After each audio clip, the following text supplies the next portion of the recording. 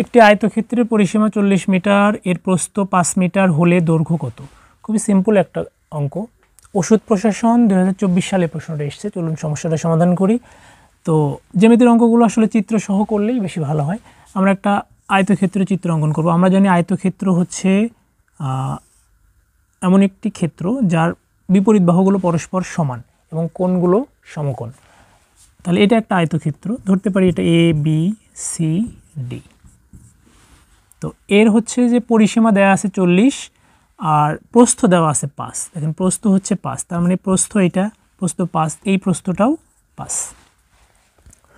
তো এই অঙ্কগুলো যেটা করব সেটা হচ্ছে যে আমরা পরিসীমার সূত্রটা আমরা সবাই জানি যে পরিসীমার আয়তক্ষেত্রের পরিসীমার সূত্র হচ্ছে হলো পরিসীমা সমান হচ্ছে 2 ইন্টু দৈর্ঘ্য যোগ প্রস্থ। তো এই সূত্রতে মানগুলো বসায় দিলে আমাদের সমস্যাটা সমাধান হবে।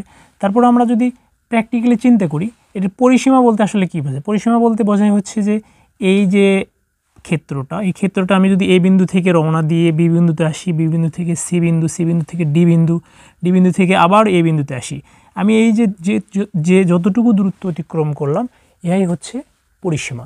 এই জন্য বলা হয় যে পরিসীমা সমান 2 ইন্টু দৈর্ঘ্য যোগ প্রস্থ। মানে এখানে আমরা জানি যে এটা দৈর্ঘ্য, এটা দৈর্ঘ্য, তাহলে দুইটা দৈর্ঘ্য আমি অতিক্রম করছি, দুইটা দৈর্ঘ্য, এবং প্রস্থ হচ্ছে দুইটা, এখানে একটা প্রস্থ একটা প্রস্থ, দুইটা প্রস্থ আমি অতিক্রম করছি, যে কারণে পরিসীমার সূত্র হচ্ছে 2 ইন্টু দৈর্ঘ্য যোগ প্রস্থ।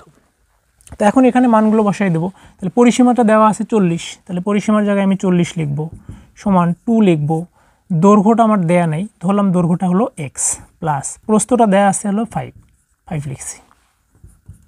এটা আমরা ক্যালকুলেশন করব, 40টা থাক, এখানে 2 এবং এক্স গুণ করলে 2x হবে, প্লাস 2 এবং 5 গুণ করলে 5 দুগুণে 10। এখন আমরা যেটা করব পার্শ্ব পরিবর্তন করব, এই পাশটা এই পাশে নেব, এই পাশটা ওই পাশে নেব, অর্থাৎ 2x প্লাস 10 সমান সমান 40। এখানে 2xটা রেখে দেব, প্লাস 10 ওই পাশে ডান পাশে পার করে দেব, তাহলে 40 প্লাস 10 এই পাশে এসে -10 হয়ে যাবে, তাহলে 2x সমান হবে হলো 30।